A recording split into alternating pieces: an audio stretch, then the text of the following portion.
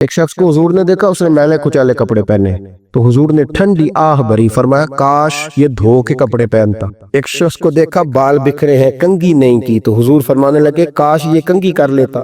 نفاست پسند آدمی پہ نا بوجھ بنتا ہے۔ جو آدمی، آپ کو پتہ ہے کہ امام شافعی تو فرماتے ہیں جمعے والے دن غسل کرنا واجب ہے، ماتے غسل نہ کرے تو جمعہ ہی نہیں ہوگا۔ اگرچہ ہمارے امام صاحب کے نزدیک سنت ہے۔ یہ سنت کب بنا؟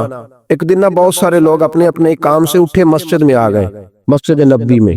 کوئی کسان تھا تو کھیت سے اٹھ کے آ گیا، کوئی مزدور تھا تو مزدوری سے اٹھ کے آ گیا۔ تو مسجد میں جب بہت سارے لوگ جمع ہوئے نا تو بعض لوگوں کو دقت محسوس ہوئی، تو رسول کریم علیہ السلام نے فرمایا کتنا ہی اچھا ہو کہ تم جمعے والے دن نہا کے آیا کرو۔ بس وہ صحابہ کا مزاج ہمارے والا نہیں تھا کہ تفصیل بتائیں، حکمت بتائیں، ملے گا کیا، ثواب کتنا، نہ نہائے تو گناہ، یہ کوئی نہیں۔ حضور نے کہا کہ نہا کے آؤ تو کتنا ہی اچھا ہے۔ پھر کسی صحابی نے کبھی بھی بغیر غسل کیے جمعہ ادا ہی نہیں کیا، کسی نے بغیر غسل کے کبھی جمعہ ادا ہی نہیں کیا نا۔ اسلام بڑا خوبصورت دین ہے۔ حضور نے فرمایا جو کچا پیاز کھائے وہ مسجد نہ آئے، پہلے مسواک کرے، دانت صاف کرے، پھر آئے۔ نبی پاک صلی اللہ علیہ وسلم نے فرمایا جو کچی مولی کھائے مسجد نہ آئے۔ مولی کھانا جائز ہے، پیاز کھانا جائز ہے، لیکن منہ سے بدبو آتی۔ نبی پاک علیہ السلام کا ظاہری حسن کیا بات ہے۔ میلاد مبارکہ میں نبی پاک علیہ السلام کی جو چیز بڑی کھل کے واضح آتی ہوتی ہے وہ رسول اللہ کا حسن و جمال ہے۔ آپ کی والدہ سیدہ طیبہ طاہرہ حضرت سیدہ آمنہ رضی اللہ تعالیٰ، اماں جی کہتی ہیں کہ میرے محبوب جب میرے بطن اقدس میں آئے تو جو تکالیف عورتوں کو ہوتی ہے مجھے ان میں سے کوئی تکلیف بھی نہیں ہوئی، اور اماں جی کہتی ہے مجھے کبھی کوئی ثقل، کوئی بوجھ محسوس نہیں ہوا، اور فرماتی ہیں کہ جو ولادت کے وقت لوگوں کو، عورتوں کو تکلیف ہوتی ہے مجھے وہ بھی نہیں ہوئی، اور فرماتی ہیں کہ نبی کریم علیہ السلام پیدا ہوئے تو ہمیں حضور علیہ السلام کی ناف کو کاٹنا نہیں پڑا، ناف بریدہ پیدا ہوئے، ختنہ شدہ پیدا ہوئے۔ آپ کو پتہ ہے عورتیں غسل دیتی ہیں بچے کو پیدا ہونے کے بعد، لیکن میرے محبوب نے سجدہ ہی کر لیا پیدا ہوتے ہی، امتی امتی کہتے ہوئے پیدا ہوئے۔ حق نے فرمایا کہ بخشا الصلاۃ والسلام، اور پہلے سجدے پر روز ازل سے درود۔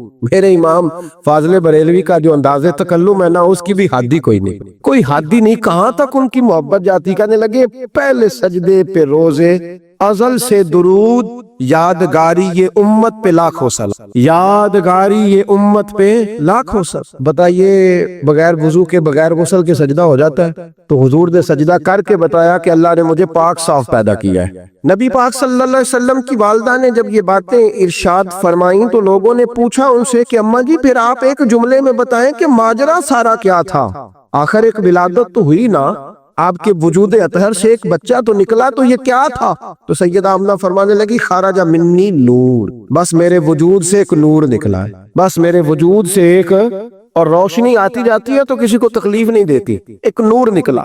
میرے رسول کریم علیہ السلام کو ظاہری حسن بھی کمال دیا، اور پھر حضور کی نفاست پسندی، صفائی پسندی۔ نبی پاک جب بات کرتے تھے نا تو حضور کے دانتوں سے نور نکلتا، اس کے باوجود حضور ہر وضو کے لیے مسواک کرتے۔ میں نے ہر نماز کے لیے نہیں کہا، میں اپنے لفظوں کا ذمہ دار ہوں۔ کس کے لیے بولے آپ حضرات؟ ہر وضو کے لیے، یعنی اگر نبی پاک نے وضو نماز کے لیے کیا تب بھی مسواک کی، اور اگر قرآن شریف کی تلاوت کے لیے کیا تو پھر بھی مسواک کی، کسی اور موقع کے لیے وضو فرمایا تو پھر بھی مسواک کی۔ اور سیدہ عائشہ فرماتی ہے جب بھی حضور گھر سے نکلنے لگتے پہلے مسواک فرماتے، حالانکہ رسول پاک کے دندان اقدس تو نور والے تھے، ضرورت ہی نہیں تھی۔ ہماری تعلیم کے لیے نفاست پسندی۔ ایک بات میں نے شروع کرنی ہے پر آپ نے ناراض نہیں ہونا، پہلے وعدہ کر لیں، جڑے نہیں بولے